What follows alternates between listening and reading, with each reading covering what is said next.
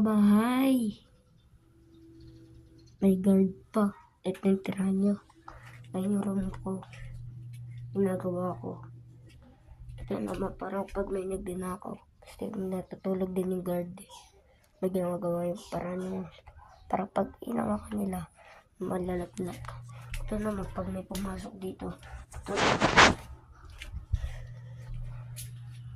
may playground pa dito guys. Lapit lang ah. Kaya nga, ito pa oh. Mayroon pa ano. Tapos ko to. Diba?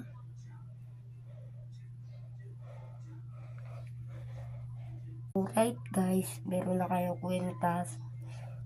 Like to the channel na para the next video lalabas na ako siya.